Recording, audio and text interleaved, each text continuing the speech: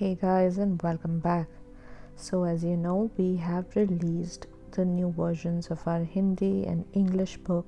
We've been getting a lot of questions regarding how you can use these books best and how does batching actually help. So, what we've decided is that you and us, we're going to do certain parts of the books together so you can understand the books better and you can understand how to use them and what's the advantages. So let's just get into it. Today we are starting with the English vocab book. Alright, so on your screen you can see that we have a batch of words and we're going to do this batch together. The first word that you can see is grouse. Now, what does grouse mean? Also, these vocab words are essential because they are in a lot of exams. They ask you to give word meanings. They are in reading comprehensions.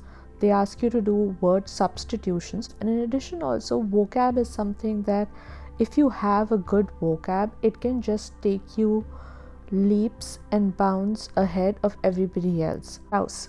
Grouse means to complain about small and trivial things, usually persistently and irritatingly. For example, now let's see it in a sentence. The lead actress would grouse about everything on the movie set. So you can see that grouse is just to keep complaining, getting irritated, and not just getting irritated but persistently getting irritated. So about every single thing, about every single day, it's a pattern, it's a repeated pattern. That is when you use the word grouse. And with this we will also do the synonyms. So when you do a word meaning in our book, you finish off the synonyms together. So if you ever get one of those MCQ questions where you have to replace a word or you have to look for the closest meaning word, all these synonyms will be very helpful. Grumble, to gripe, to whine, to bleat, to quibble, to crib, to carp. Carp, maybe we have given one sentence. No one enjoyed this perpetually carping company. So again, complaining, think of it as persistent complaining, always being angry, always being irritated. Another synonym is to cavil. They cavilled at the cost of the fries at the burger joint. That's an example. So they became irritated. These fries are very expensive. To carp and cavil at others is to be irritated, to be annoyed about small things, about trivial things. And then to harp. The headmaster would always harp on about wearing the correct socks. Again, continuously. So that's the first word. We've done the word grouse and we've done all of its synonyms and we've seen how to use it in a sentence. Another word in this batch is querulous. A person who complains a lot about small and trivial things again. So these are similar words, which is why they're in the same batch. Grouse, querulous, fastidious, censorious, they're kind of related and you'll see how. So we've done grouse, and querulous is also to complain about small and trivial things. The lead actress had a reputation for being querulous on the movie set. And again, the synonyms would be captious and carping. Fastidious. The third word is fastidious, which is to be fussy about details. Now, this is not exactly angry, but it is very particular. The bride was fastidious about every detail of the wedding. So when you want everything, every littlest, smallest, minuscule detail, according to you, think like very controlled. That is when you use the word fastidious. So the bride was very fastidious, or the manager is very fastidious about the way the contract has to be drawn.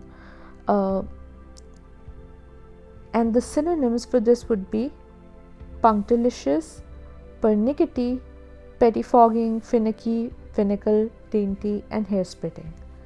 This is when you are absolutely resolute about having every small detail according to your wish. That is when you are fastidious. So grouse is angry, querulous is angry, and all the synonyms, captious, carping, cavil, all of these were angry and irritated about small things. Fastidious is being particular about small things. So this is a little different, but if you do this batch together, then you'll know the difference between the two better. This is also about little things, this is also about little things, but this is angry, this is angry, and this is very particular. The next word is censorious. Severely critical of others. When you keep censoring others, the conservative group try to posture as the censorious champions of sexual chastity. This is being very hypercritical, very censorious, very critical, when you keep finding faults with others. So in grouse and querulous, you were finding faults, but it was about small things, being irritated about where the car is, being irritated about where your things are, being irritated about the order of things. So grouse, cavil, querulous, all of those were being irritated about small things. Fastidious was being particular about small things. I want this exactly like this. You tell the wedding planner that you want exactly so and so flowers and exactly so and so place at exactly so and so degrees. And censorious is just being critical for no rhyme or reason. Just being critical in general. Maybe there is a rhyme or reason, but just being in general more critical, keep censoring others. And the synonyms for this is hypercritical, condemnatory, castigatory, denunciatory, deprecatory, reproachful, reproving, censuring. All of these are synonyms. And antonyms is complimentary or approving. So where you give a lot of compliments and you are approving of everything, you don't just keep shutting everything down, you just don't keep shooting everything down. In fact, you are very happy and complimentary and approving of everything. So that is the antonyms. Those are the two antonyms. That will also help you understand the concept of the word, that if approving and complimentary is the exact opposite of censorious, then censorious is being very harsh, being very critical of things. And you have to do the synonyms and antonyms together. So in this batch, not have you only done similar words where being particular about things, being angry about things, and being angry in general, this entire batch, but you've also finished the synonyms and the antonyms of these words. So this will make sure that if there is ever a question in which you have to find the meaning of a word, or you have to find the right closest word, in an MCQ they'll give you 4 close words and they'll be like, which one is the closest, and they'll give you a reading comprehension. So if any of those are there, you know that. But if you're writing an essay about, let's say, there is a topic on which there is a lot of polarity, there is a lot of divided opinion, and you have to use words like grouse or how people are angry, you can use these multiple words. You can use grouse, you can use being captious, you can use being carping, you can use being finicky, and if there is a person who you're talking about who wanted things to be a certain way, you can say that so and so person is fastidious about what they want, or the opposite party was unnecessarily censorious in this matter. So your vocab also becomes a lot better when you're using things like these in the essays and answers. And when it comes to direct word meanings, again, this batch will just help you understand all the words which are in the vicinity, which are very similar sounding or similar meaning or have slight differentiation. You will be able to understand those better, and at the same time you will be doing the synonyms and antonyms of these words also together. So that is how you do a batch of words. Today we have done a batch of words. This is just 5 words that we have done today. Actually, there are 4 words with a lot of synonyms. but they are similar sounding and they have similar connotations. If you want, we can just take a look a little bit further. This is petulant, which is also moody and irritable or bad temper, where someone is just a grouch. The parents were tired of the tantrums of the spoiled, petulant teen. Again, there are synonyms given with it, and the examples of also, if there's any particular synonym that you might think how to use in a sentence, we've incorporated a sentence on it, and also how it's pronounced. So when you see this word, if it's something that you can't easily pronounce, we'll also give you the pronunciation. So you don't just get vocab for answer writing, you get vocab for talking. For example, this is irascible. We've written pronounce irascible.